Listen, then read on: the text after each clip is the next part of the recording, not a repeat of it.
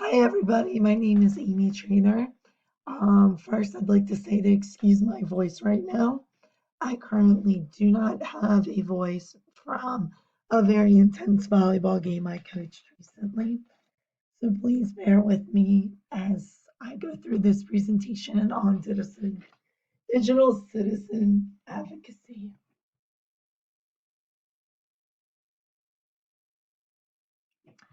Digital citizenship refers to the responsible use of technology by anyone who uses computers, the internet, and digital devices to engage with society on any level.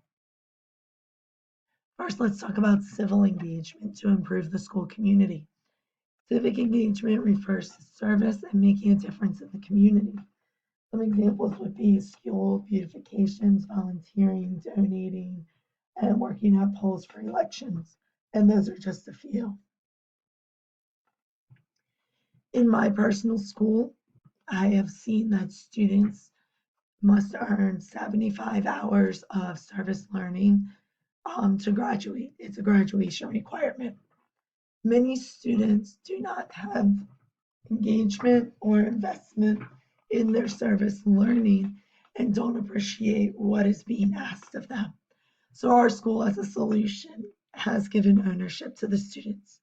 Each grade level has been given a different service, including the Humane Society or the Animal Shelter, our actual high school, Project Echo, and Farming for Hunger. Next is respectful online behavior and a healthy technology balance. Respectful online behavior refers to being kind to yourself and others on online platforms. Really think of the golden rule, but transfer it to an online learning environment. Healthy technology balance allows for a balance of both technology and traditional learning in the classroom. Students can also strive to have a healthy technology balance in their personal lives. Again, in my school, we have had a serious issue with staff members. Many staff members are not using online behavior in a respectful manner through means of social media. Very argumentative, very politically driven issues going on online, and it is being reported back to school administration. As much as I don't like it, my solution to this problem would be for there to be repercussions. Teachers should A, not be friends with students or parents on social media, and they should also refrain from public discussion boards that involve very, very controversial topics. They need to use their social media platforms for good and not for argumentative purpose. A healthy technology balance. Many teachers have dove right into technology in our building. However, there is not a healthy balance between technology and traditional classroom.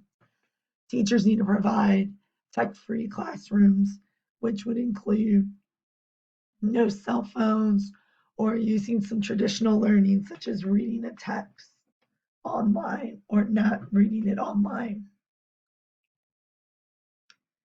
Examining online media sources.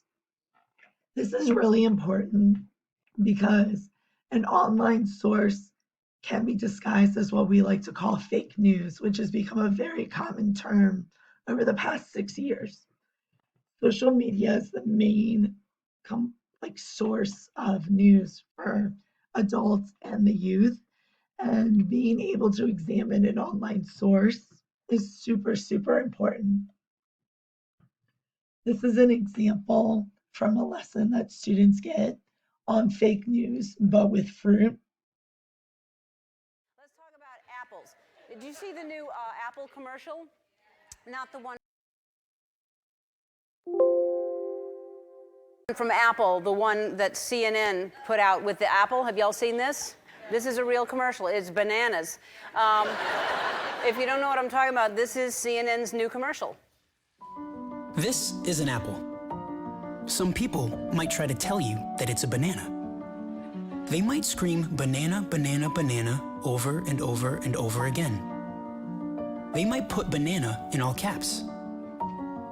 You might even start to believe that this is a banana. But it's not. This is an apple.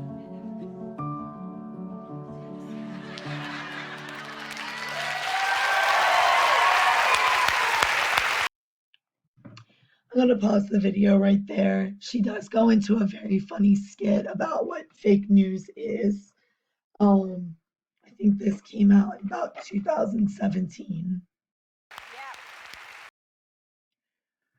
So, examining online media sources, the problem in our school and probably across several schools in the nation is the clickbait that students like to click on and use as sources. Being an English teacher, many students do not use reliable sources. The solution to this problem is actually a seminar that my school uses for students, which is where students are given a fake news lesson. They're shown that video from Ellen DeGeneres, and then they actually are given samples of what fake news might be. Example would be unreliable URLs, reverse image searching, the website itself, where is it coming from? And the students spend a 45-minute class period examining fake news. This is something that I provide in my classroom when writing argumentative essays. I show them what they should and should not use. I tell my students, you never use MSNBC and you never use Fox News. Don't use those as real sources because they're so biased. Stick to the middle, stick to BBC, NPR, USA, and the Wall Street Journal. Finally, we have protecting personal data and your personal profile. Protecting personal data and personal profiles is huge in the digital world. You have to protect yourselves. If your data is leaked, it's like your identity is being stolen. The biggest problem we saw in our county was that central office made all students' emails and passwords exactly the same. Every student email was the lunch ID, and every password was the student's birthday. It was very easy. Teachers could log into students' emails with ease if they needed to. So after a few years of students logging in, and one thing to remember, in our county, your email and password is linked to every digital platform that we use. Clever, Khan Academy, Schoology. So kids, as long as they knew your lunch ID and your birthday, they could log into all your platforms in school. It was a very simple solution. It was a forced password reset by the entire central office. And every year, students must do this. Every August, they get a forced reset. Students still share their personal data with each other, which is still a really big issue in my building. But we are looking for solutions to this, such as more seminars, being able to monitor the kids' activities on the computer, being able to just reverse search essays and see if another student wrote that essay and if they're sharing their personal data with each other. As a teacher, what can I do?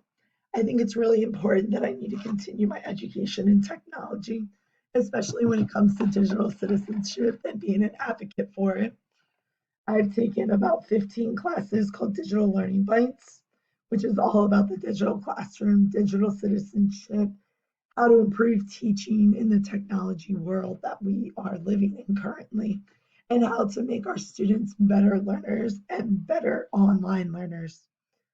I also need to continue to model what digital citizenship and being a digital citizen is in my personal life and my teaching life. For example, not sharing personal data with people, not posting political viewpoints on social media. All those things are so important to model for our students. Again, thank you for your time, and I apologize greatly for my voice this evening.